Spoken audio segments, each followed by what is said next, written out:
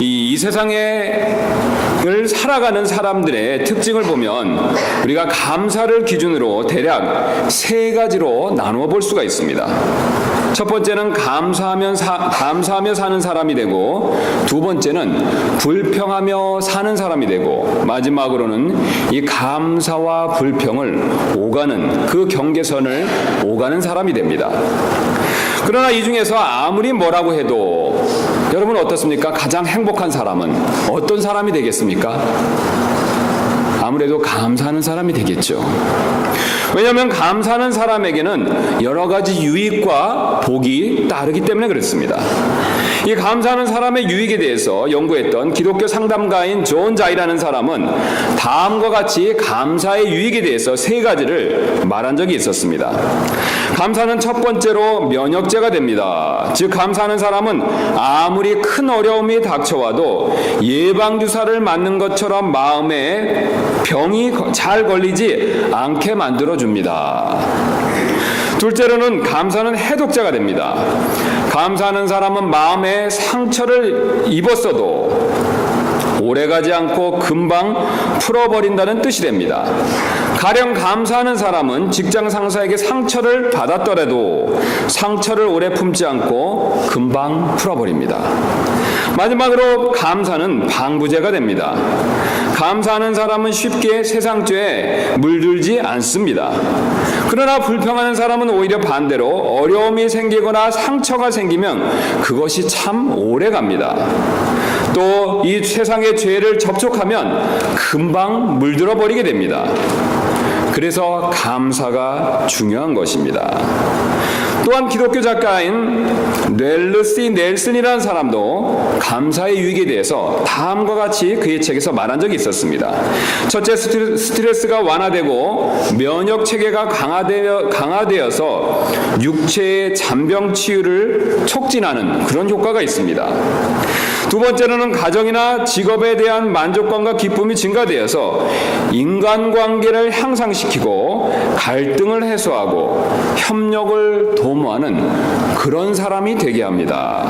셋째로 자부심과 자신감이 높아지고 변화나 위기에 대처할 능력을 증진시켜줍니다.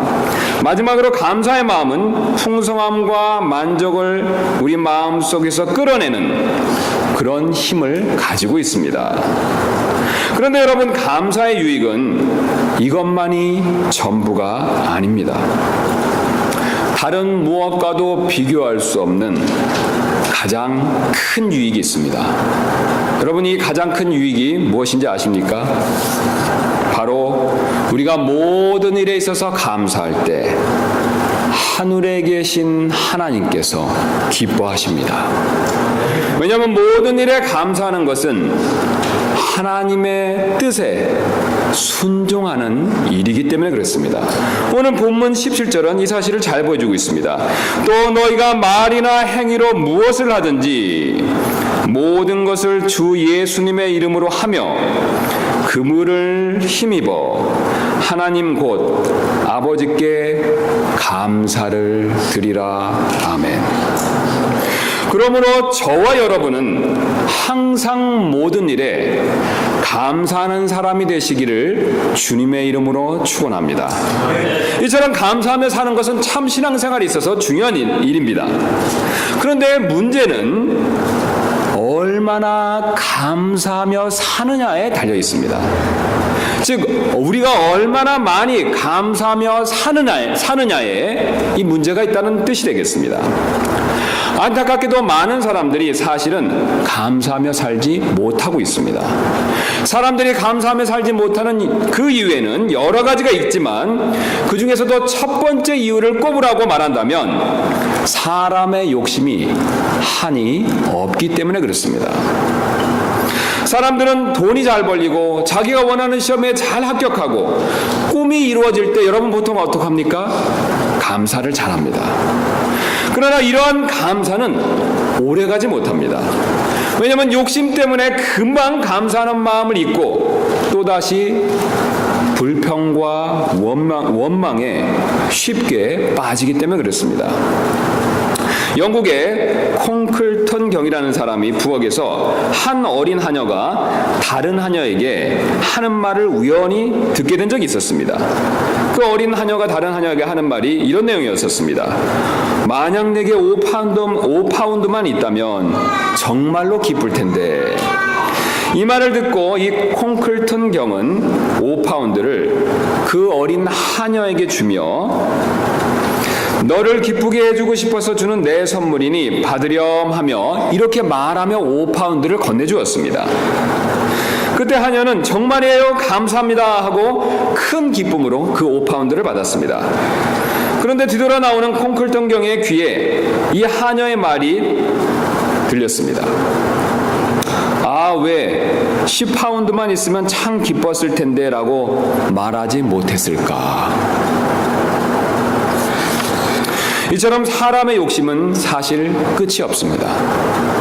그래서 끝없는 우리의 욕심이 감사하는 마음을 막는 것입니다. 그래서 사람에게 가장 큰 문제는 필요한 것에 대한 목마름이 아니라 감사하는 마음이 생기지 않는 메마름에 있습니다. 여러분, 원하시고 바라는 것이 많이 있습니까? 우리 사람은 욕구가 있어서 그런 것들을 원하고 갖고 싶어 합니다. 그러나 오늘 하나님께서는 우리에게 정말 필요한 것은 원하는 것에 대한 목마름이 아니라 바로 감사하는 마음이 생기지 않는 메마름이다라고 우리에게 말씀해주고 계십니다. 또한 이렇게 욕심이 많다 보니 우리는 자주 조건부로만 감사할 때가 많이 있습니다. 즉 사람들은 원하는 결과가 이루어졌을 때만 감사한다는 뜻이 되겠습니다. 큰 돈을 벌고 자신의 뜻이 이루어졌을 때만 감사한다는 말이 되겠습니다. 그러나 반대로 평범한 일에는 결코 감사할 줄 모릅니다. 여러분, 오늘 아침에도 하나님께서 우리에게 생명을 주셔서 이렇게 일어나서 오늘 하루를 시작하게 되었다는 이 사실에 대해서 오늘 얼마나 많은 분들이 감사하고 계십니까? 우리는 매일 아침 눈을 뜨고 우리의 삶을 시작하는 것이 당연한 일이다라고 생각하지만 오늘 아침에 하나님께서 우리에게 이 생명을 허락하시지 않았다면 오늘 우리는 이 자리에 있을 수가 없습니다.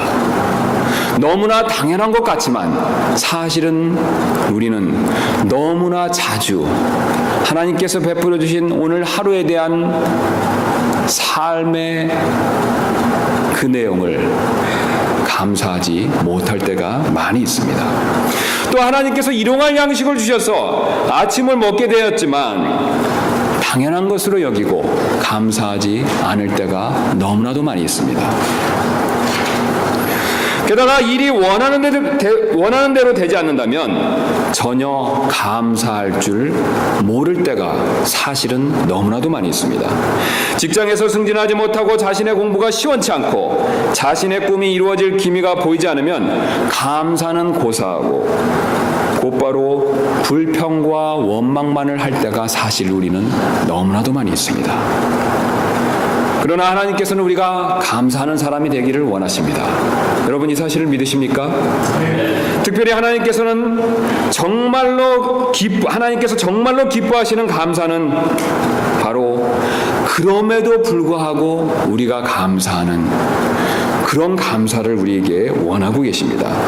직장에서 승진하지 못했더라도 자식의 공부가 원하는 만큼 시원치 않더라도 자신의 꿈이 더디 응답되더라도 하나님께서 합력하여 선을 이루신다는 사실을 믿고 감사할 수 있는 그런 감사를 하나님께서는 우리에게 원하고 계십니다.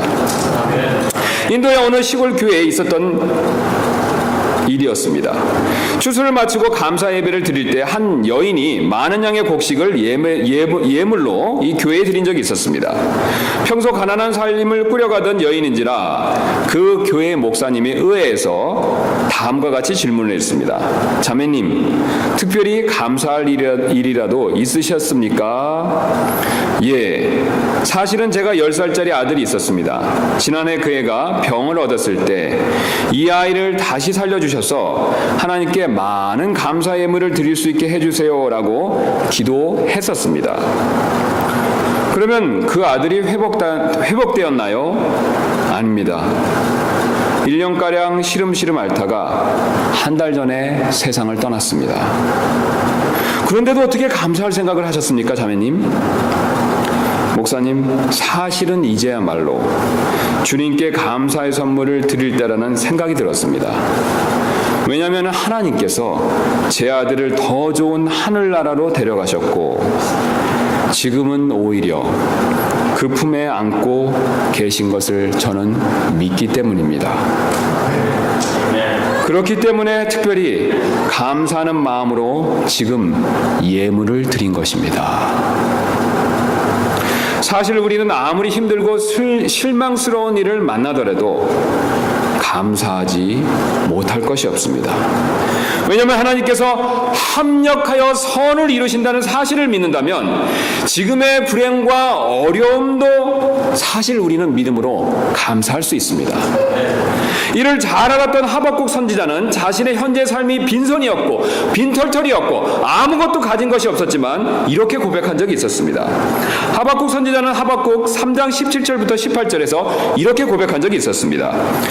비록 무화과 나무가 꽃을 피우지 못하고 포도나무에 열매가 없으며 올리브나무에 수구의 열매가 없고 밭이 먹을 것을 내지 아니하며 우리에게 양떼가 끊어지고 외양간에 솥대가 없을지라도 나는 여전히 주를 기뻐하며 내 구원의 하나님을 기뻐하리로다. 아멘.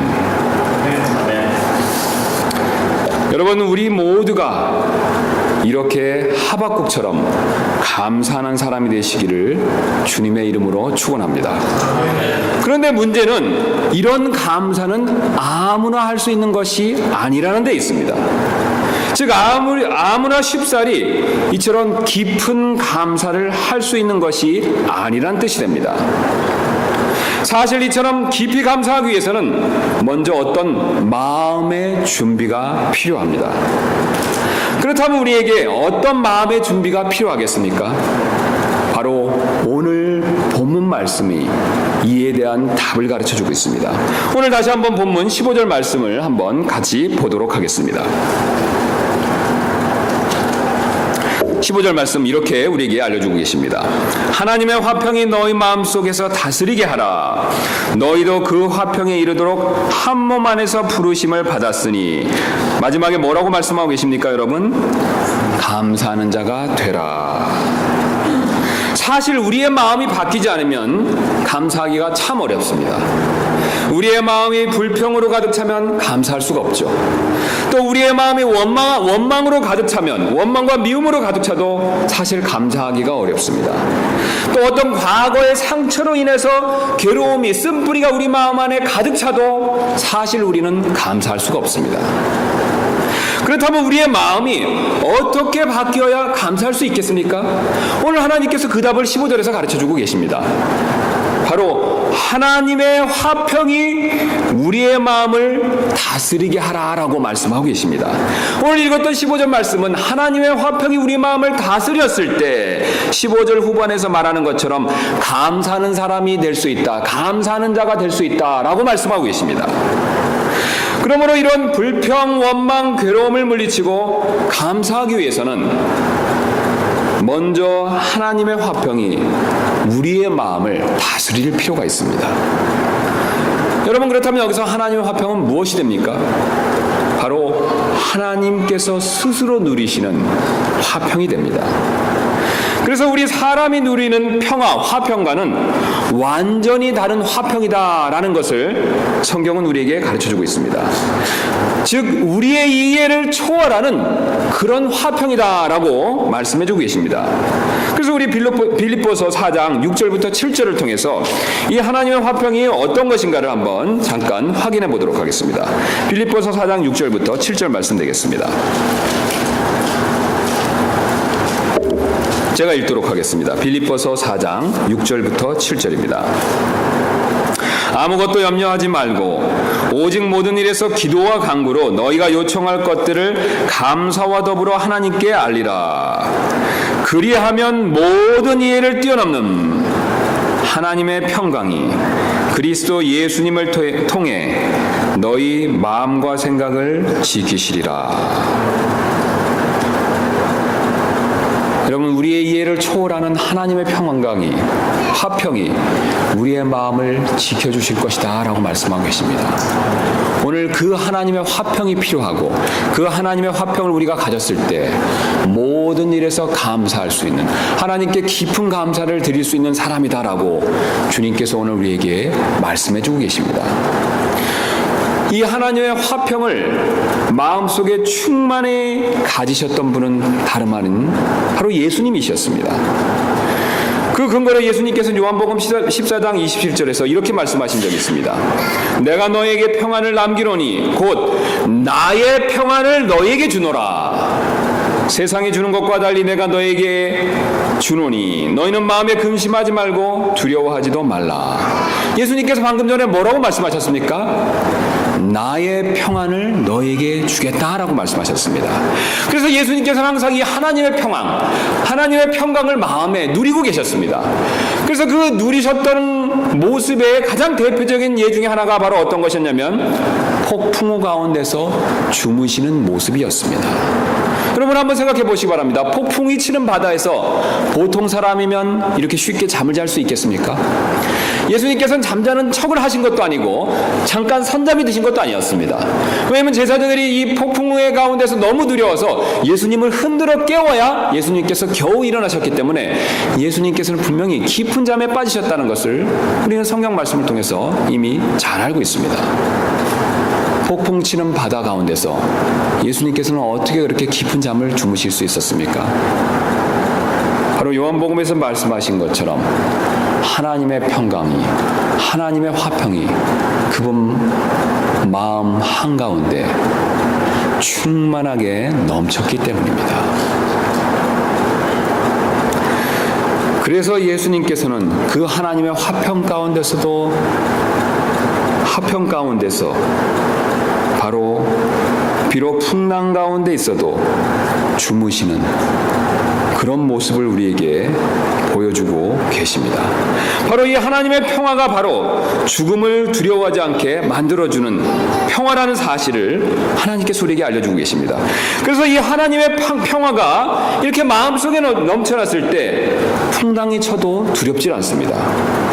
그러니 풍랑 가운데서 여러분 어떻습니까? 감사할 수가 있습니다. 또 바로 이 하나님의 평화가 우리 마음속에 넘치게 되면 비록 사업이 뜻대로 되지 않는다고 하더라도 마음에 두려움이 생기지 않으니 그 가운데서도 우리는 사실 감사할 수 있습니다. 또 이 하나님의 평화가 우리 마음속에 가득 차서 넘치면 비록 건강이 좋지 않는다 하더라도 염려가 되지 않으니 그 가운데에서도 우리는 감사할 수가 있습니다. 여러분 어떻습니까? 무서울 것이 없으니 사실 다 감사할 수 있지 않겠습니까? 그렇다면 이 하나님의 화평을 우리가 어떻게 얻을 수 있겠습니까? 오늘 성경은 그 하나님의 화평을 성령을 통해 얻을 수 있다라고 말씀해 주고 계십니다. 왜냐하면 이 화평은 성령님의 열매 가운데 하나이기 때문에 그렇습니다. 그래서 갈라디아서 5장 22절은 우리가 잘 아는 대로 그러나 성령의 열매는 사랑과 기쁨과 화평과, 성령의 9가지 열매 중에 하나가 바로 화평이다라고 말씀하고 계십니다. 그래서 우리가 성령을 따를 때 그 열매인 하나님의 화평이 우리의 마음을 다스리게 되어 있습니다. 그래서 하나님의 화평이 우리의 마음을 다스리게 되면 이로 인해서 오늘 15절 말씀처럼 모든 일에서 하나님 앞에 깊은 감사를 드릴 수 있다라고 하나님께서는 오늘 우리에게 알려주고 계십니다. 그러나 우리가 반대로 성령을 따르는 것이 아니라 육신의 욕심을 따른다면 하나님의 화평이 우리의 마음을 다스릴 수가 없습니다. 결국 이로 인해서 우리는 감사 대신 불평을 할 수밖에 없다라고 하나님께서는 우리에게 경고하고 계십니다. 왜냐하면 성령과 육신의 욕심은 정반대이기 때문에 그렇습니다. 그래서 갈라디아서 5장 16절부터 17절은 이 사실을 우리에게 다음과 같이 잘 알려주고 있습니다. 그런즉 내가 이것을 말하노니 곧 성령 안에서 걸으라.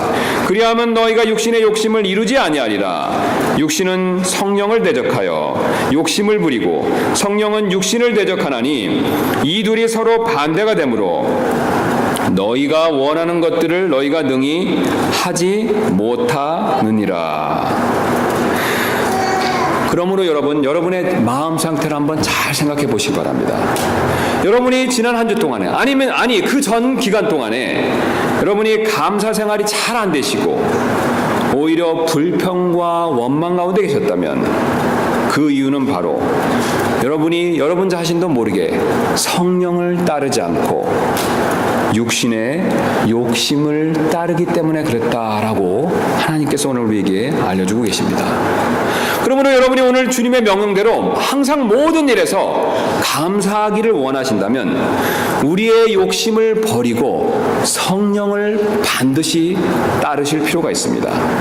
그래야 성령을 통해 하나님의 화평이 주어지고 이 하나님의 화평이 우리의 마음을 다스릴 때 우리는 모든 일에서 감사 생활을 잘할 수 있습니다. 그런데 깊은 감사를 위해서 우리에게 필요한 마음의 준비는 이것이 전부 다가 아닙니다. 또 필요한 것이 있습니다. 오늘 본문은 16절에서 이 깊은 감사를 위해서 우리의 마음에 필요한 또 다른 것들을 우리에게 가르쳐주고 계십니다. 우리 16절 말씀 본문으로 다시 돌아가셔서 16절 말씀 한번 다시 보도록 하겠습니다. 골로새서 3장 16절 말씀 되겠습니다. 그리스도의 말씀이 너희 속에 모든 지혜로 풍부히 거하게 하여 시와 찬송가와 영적 노래로 서로 가르치고 훈계하며 너희 마음 속에서 은혜로 주께 노래하고, 그 다음에 17절 맨 마지막에 뭐라고 말씀하고 계십니까? 주 예수님의 이름으로 하며 그분을 힘입어 하나님 곧 아버지께 감사를 드리라. 바로 하나님의 말씀이 우리 속에 풍성히 거할 때 우리가 감사의 마음을 깊이 가질 수 있다라고 우리에게 말씀해주고 계십니다. 사실 여러분, 이 감사의 문제는요, 생각의 차이에서 비롯될 때가 많이 있습니다. 세상은 항상 부정적이고 이 불평의 생각을 심어줄 때가 많이 있습니다. 한번 대표적인 예로 여러분이 자주 들으시는 뉴스를 한번 생각해 보시기 바랍니다. 여러분, 뉴스의 내용을 대부분 들어보셨을 때 어떻습니까?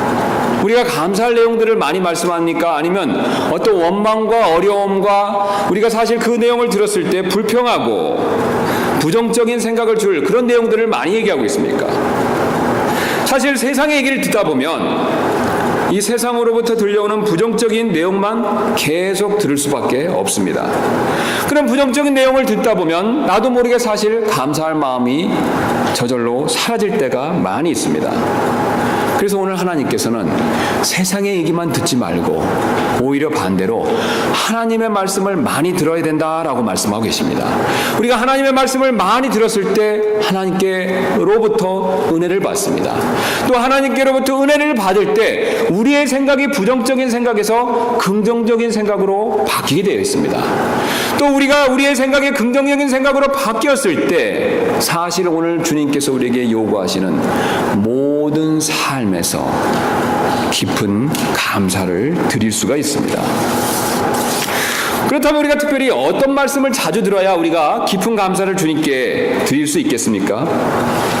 특별히 우리가 두 가지 내용의 말씀을 잘 듣고 우리가 그것을 그대로 믿을 필요가 있습니다. 이 두 가지 내용은 사실 골로새서의 이 주제 중에 하나가 됩니다. 이 첫 번째 내용은 바로 우리 하나님께서 이 세상 모든 것들을 만드신 창조주라는 사실입니다. 우리가 하나님께서 창조주라는 사실을 우리가 믿고 확신한다면 사실 우리는 나도 모르게 주님께 모든 일에서 깊은 감사를 드릴 수가 있습니다. 하나님께서 모든 만물을 만드시고 이 모든 것을 우리에게 은혜로 주셨다는 사실을 우리가 깊이 믿는다면 사실 우리는 감사할 일이 많이 생깁니다. 여러분 어떻습니까? 우리 교회 밖에 있는 주변에 있는 자연들을 한번 보시기 바랍니다. 하나님께서 우리에게 날마다 이 태양빛을 통해서 우리가 먹고 마실 수 있는 모든 자연 만물이 자라고 유지될 수 있도록 그런 복을 허락해 주고 계십니다. 이 문 밖에 있는 한번 꽃을 보시기 바랍니다. 우리가 하나님께서 주신 이 꽃을 바라봤을 때 이 하나님께서 이 꽃은 다름 아닌 나를 보고 내가 이것을 보고 즐기라고 주셨다라는 생각을 갖는다면 여러분 어떻습니까?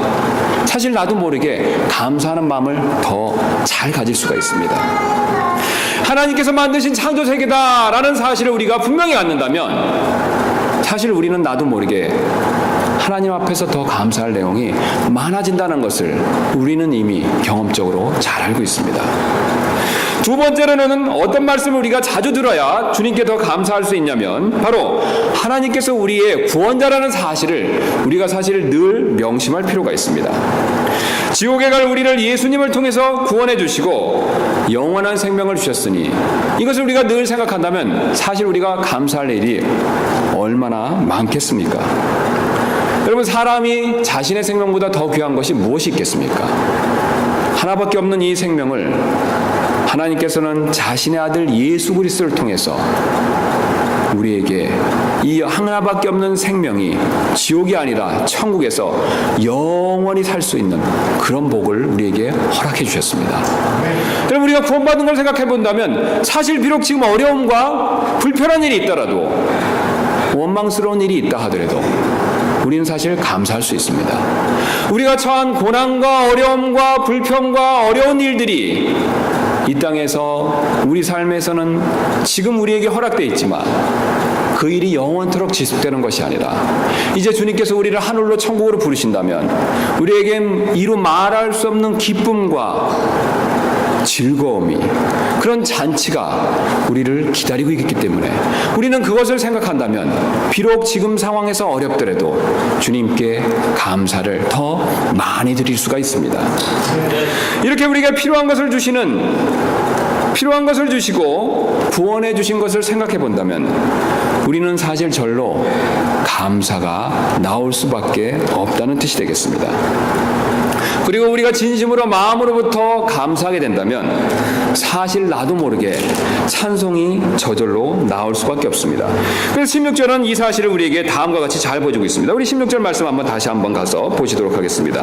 그리스도의 말씀이 너희 속에 모든 지혜로 풍부히 거하게 하여 시와 찬송과 영적 노래로 서로 가르치고 훈계하며 너희 마음속에서 은혜로 주께 노래하고, 이 그리스도의 말씀이 우리 마음속에서 풍부하게 거하게 하면 우리가 감사할 것이 많게 되고, 그 감사할 것이 많게 되면 우리도 모르게 저절로 은혜로 마음속에서 주께 노래하게 된다라는 사실을 오늘 우리에게 하나님께서는 16절 말씀을 통해서 알려주고 계십니다.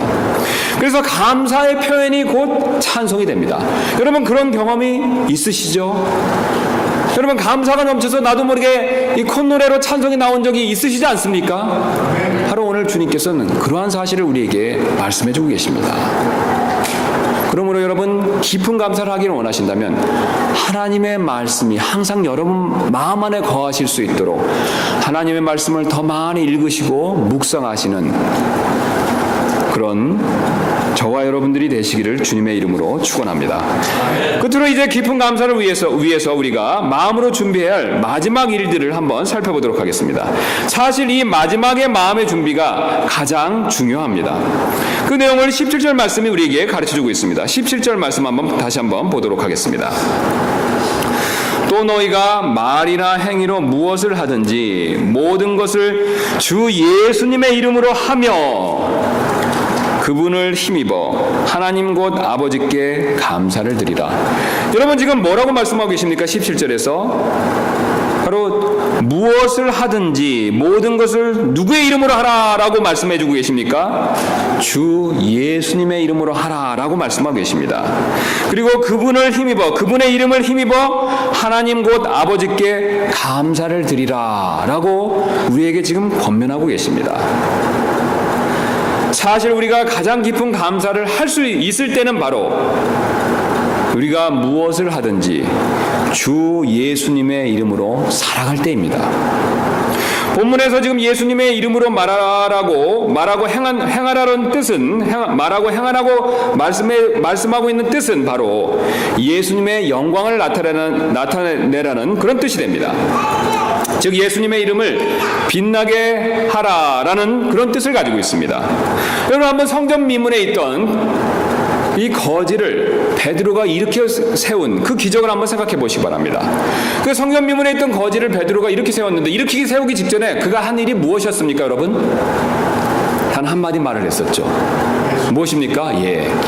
예수 나사렛 예수 그리스도의 이름으로 일어나라. 예수 그리스도의 이름으로 그 기적을 행했던 것을 성경은 우리에게 그것을 보여주고 있습니다. 그럼 여러분, 약간의 성경력을 발휘하셔서 2000년 전에 우리 성전 미문 앞에 베드로가 그 안진뱅이였던 사람을, 그 거지였던 사람을 일으켰을 때 장면을 한번 상상해 보시기 바랍니다. 베드로가 예수님의 이름으로 일으켜 세웠는데 정말로 일어났습니다. 옆에서 사람들이 그것을 보았겠죠. 베드로가 안진뱅이를 일으켰는데 예수님의 이름으로 일으켰습니다. 예수님을 일으킨 그것을 봤을 때 사람들이 어떤 생각이 들었겠습니까? 베드로가 대단한 일을 했는데 그 대단한 일을 한 베드로는 누구의 이름으로 일으켰습니까? 예수님의 이름으로 일으켰습니다. 여러분, 누가 영광을 받으셨습니까? 예수님께서 영광을 받으셨습니다. 베드로는 나를 보지 말라고 얘기했습니다. 내가 한 것이 아니라 누가 했다라고 고백하고 있습니까?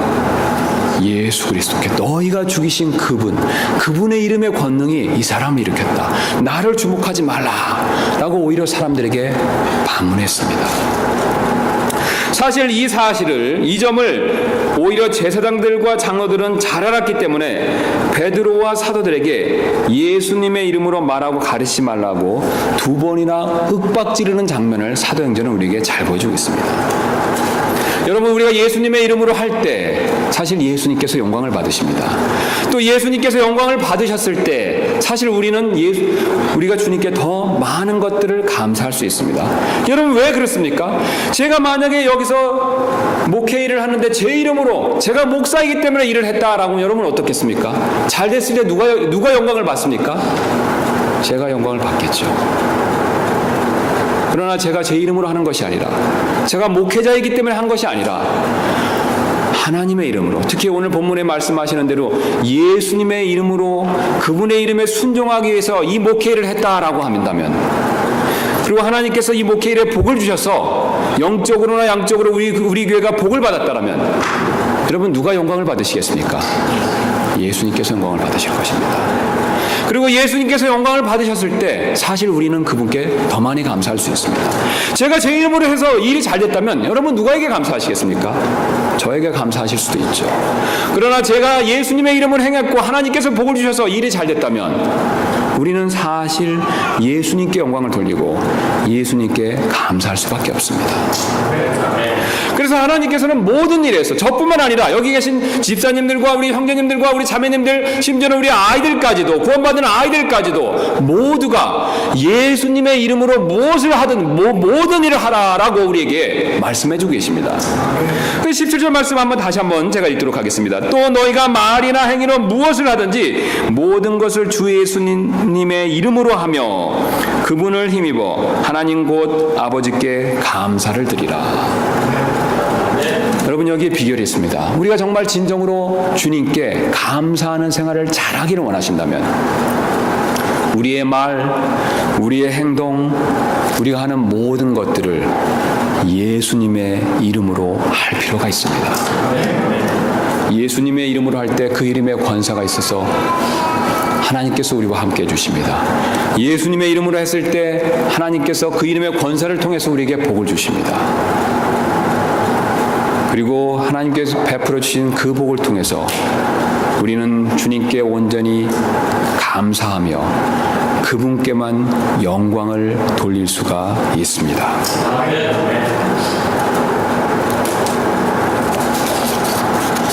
그러므로 우리는 예수님의 이름으로 모든 것을 반드시 행할 필요가 있습니다. 그럴 때 오늘 하나님께서는 우리가 감사 생활을 잘할 수 있다라고 우리에게 말씀해주고 계십니다.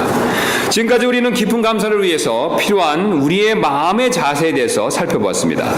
오늘 이 말씀으로부터 얻을 수 있는 몇 가지 교훈을 살펴보고 이제 말씀을 마무리하도록 하겠습니다. 우리가 첫 번째 얻을 수 있는 교훈은 오늘 이 본문 말씀으로부터 바로 감사는 의무라는 사실입니다. 하나님께서 우리가 감사할 때 여러 가지 복을 주시기를 원하시고 계십니다. 여러분, 이 사실을 믿으십니까?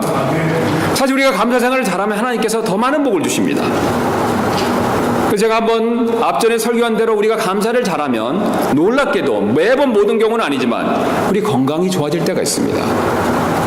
또 빌립보서 말씀처럼 어떻습니까? 마음의 평안을 누릴 수가 있습니다.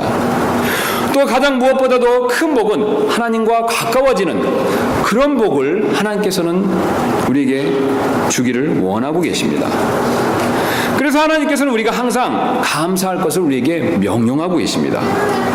그래서 이 감사라는 명령은 사실 우리가 쉬지 말고 기도하고 땅끝까지 복음을 전하는 그 명령과 동등하게 우리가 반드시 순종할 필요가 있는 그런 종류의 명령이다라고 하나님께서는 오늘 우리에게 말씀해주고 계십니다. 여러분 항상 기도하라는 명령에 여러분 순종하기를 원하십니까? 땅끝까지, 아니 땅끝까지는 못 가더라도 우리 주변에 있는 사람에게 복음을 전해야 된다는 그 명령에 순종하기를 원하십니까? 그 명령에 순종할 필요성을 여러분 인정하십니까? 여러분 그와 동등하게 사실 우리는 모든 면에서 모든 일에서 예수 그리스도의 이름을 통해서 우리는 감사할 필요가 있습니다. 감사는 이만큼 하나님께서 우리에게 요구하시는 중요한 명령이 됩니다. 그러므로 우리는 감사하는 일 역시 최선을 다해서 순종할 필요가 있습니다. 두 번째로 얻을 수 있는 교훈은 이 감사는 사실 어려운 명령이라는 것입니다.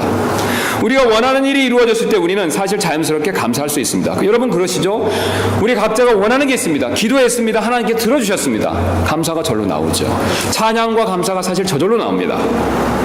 그러나 우리가 원하는 일이 지금 당장에는 이루어지지 않는다 하더라도 사실 우리는 감사해야 합니다. 여러분 왜 우리는 감사해야 됩니까? 사실 하나님께서는 모든 일에 감사하라 라고 우리에게 명령하셨기 때문에 그렇습니다. 우리가 데살로니가 5장 18절 말씀 뭐라고 말씀하십니까? 모든 일에 감사하라 라고 명령하고 계십니다. 우리는 이미 이 사실을 잘 알고 있습니다. 우리가 원하는 것, 내가 바라는 것만 잘 될 때 감사하라고 하나님 명령하고 계시지 않습니다. 지금 당장 내가 원하는 것이 이루어지지 않았다 하더라도, 지금 당장 내가 어려움 가운데 있는다 하더라도 하나님께서는 그것마저도 오늘 감사하라 라고 말씀하고 계십니다. 여러분 왜 그렇습니까? 하나님께서 왜 매번 좋은 것만 주시지 않고 어려움과 고난을 주십니까? 그 어려움과 고난 자체도 합력하여 선을 이루시기 위해서 그렇습니다. 여러분 한번 모세를 생각해 보시기 바랍니다. 그는 80살이 되었을 때 이스라엘 백성들뿐만 아니라 이 세상에서 인정받는 그런 위대한 지도자가 되었습니다. 그러나 그 전에 40년 동안 그는 광야에서 이름 없는 목자로서 훈련을 받을 필요가 있었습니다. 그러나 하나님께서는 그 40년의 광야의 기간도 감사해야 된다라고 오늘 우리에게 알려주고 계십니다. 왜냐하면 그 40년의 기간이 80세의 위대한 지도자 모세가 되는데 반드시 필요한, 합력하여 선을 이루는 데 필요한 일이었기 때문에 그렇습니다. 여러분 우리가 이 사실을 믿는다면 지금 내 뜻대로 되지 않는다고 하더라도, 내가 어려운 가운데 있는다 하더라도 우리는 감사할 필요가 있습니다. 사실 그래서 어려운 가운데 있을 때 감사하는 일이 어렵습니다. 그러나 우리가 감사하기 어려운 상황에서도 내가 오늘 말씀처럼 감사하려고 순종하려고 할 때 우리는 놀랍게도 우리의 마음이 낮아지는 일을 경험합니다. 여러분 그런 경험이 있으시죠? 내가 일이 잘 될 때는 쉽게 감사합니다. 그러나 오늘 말씀처럼 일이 잘 되지 않았을 때 그때도 감사하라고 명령할 때 여러분 참 어떻습니까? 순종해야 되지만 순종할 수가 없습니다. 내 힘으로 되지 않는다는 것을 깨닫게 되죠. 모든 일에 감사하는 것이 내 힘으로는 불가능하다라는 것을 내가 느낍니다. 그럼에도 불구하고 내가 이 명령에 순종하기를 원할 때 사실 우리는 놀랍게도 주님을 더 의지해야 되겠다라는 그런 생각을 갖게 됩니다. 여러분 바로 하나님이 원하시는 바가 바로 이 부분입니다. 감사할 수 없는 순간에 감사하라고 명령하셨고, 그 감사할 수 없는 일을 내가 감사하려고 시도할 때, 노력할 때 사실 나의 힘과 노력에, 내 능력의 한계를 깨닫습니다. 그 한계를 깨달았을 때 사실 나는 진정으로 주님께 엎드릴 수 있습니다. 사실 하나님은 그걸 원하고 계십니다. 그리고 더 나아가서 바로 이 순간 감사는 반대로 가장 쉬운 명령이 됩니다. 여러분 왜 그렇습니까? 내 힘으로 안 돼서 내가 납작 엎드렸을 때 내가 감사할 수 있도록 도와주시는 분이 내 안에서 역사하고 일하기 시작하시기 때문에 그렇습니다. 여러분, 그분이 누구십니까? 우리가 앞에서 살펴본 대로 성령님이십니다. 성령님께서 우리가 할 수 없다라고 고백했을 때, 주님, 제가 이 모든 상황에서 감사라는 명령 제가 지킬 수가 없습니다. 그럼에도 불구하고 주님, 제가 이걸 순종하기를 원합니다 라고 내 자신을 낮추고 바짝 엎드렸을 때 내 안에서 역사하시는 하나님이 계십니다. 그 하나님이 바로 성령 하나님이십니다. 바로 그 순간 성령 하나님이 일하기 시작하실 때 사실 어려운 상황에서도 감사라는 명령은 이 세상에서 가장 쉬운 명령이 됩니다. 여러분, 왜 그런지 아십니까? 내 힘으로 하는 것이 아니라 성령 하나님의 힘으로, 그분의 주시는 화평의 마음으로, 그분이 주시는 오늘 말씀처럼 하나님의 말씀의 깨달음을 통해서, 또 그분이 주시는 예수 그리스도의 이름의 권능을 통해서 나도 모르게 감사할 수 있기 때문에 그렇습니다. 그러므로 우리는 성령님의 도움을 받아 항상 감사하는 사람이 될 필요가 있습니다. 그 사실을 에베소서 말씀이 우리에게 잘 보여주고 있습니다. 우리 에베소서 말씀 한번 마지막으로 살펴보고 이 말씀을 정리하도록 하겠습니다. 에베소서 5장 18절입니다.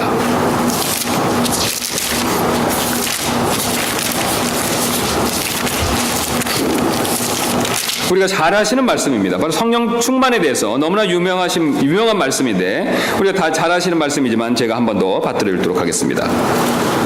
술 취하지 말라. 거기에는 과도함이 있나니. 그 다음 뭐라고 말씀하십니까?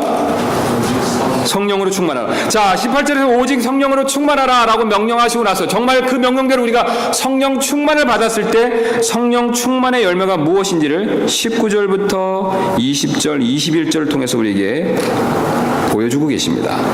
성령 충만한 열매가 19절에 나오고 있습니다. 시와 찬송과 영적 노래로 너희 자신에게 말하며 너희 마음속에서 주께 노래하고 선율을 만들며. 성령 충만한 사람의 첫 번째 열매는 바로, 첫 번째 모습은 찬송하는 사람입니다.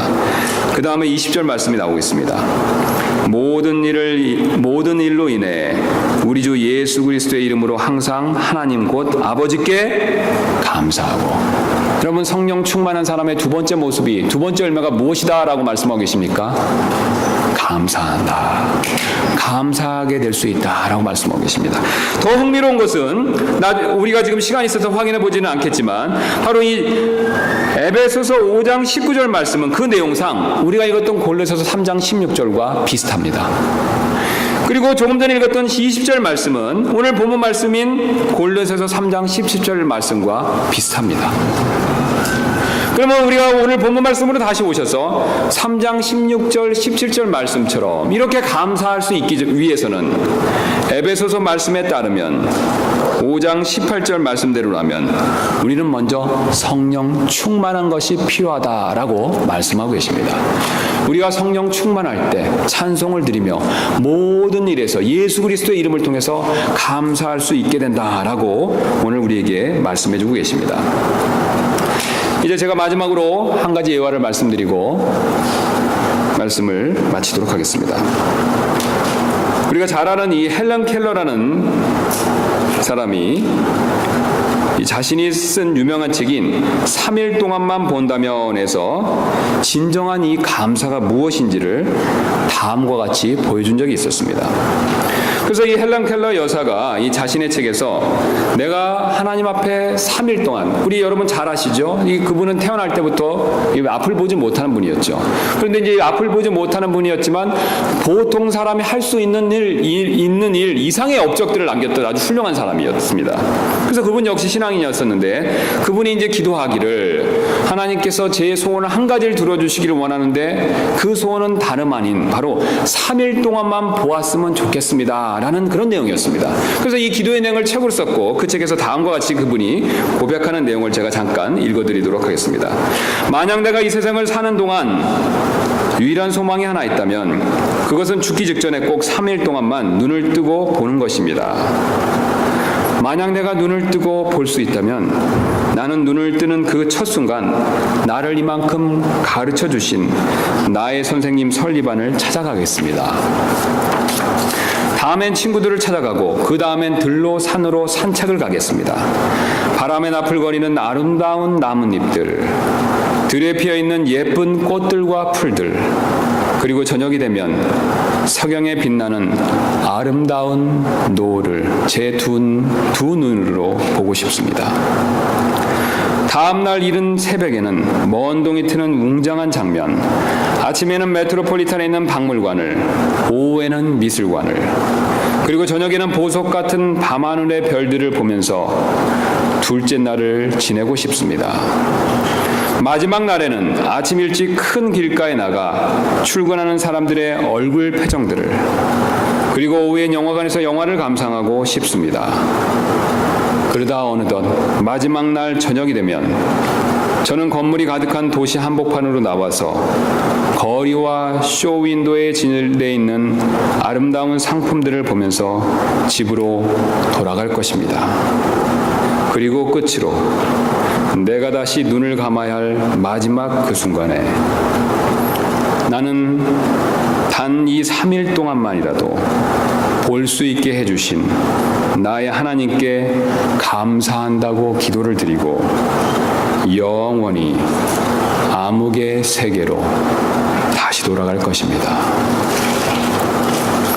여러분, 이 헬런 켈러의 이야기를 들어보시니 어떻습니까? 3일만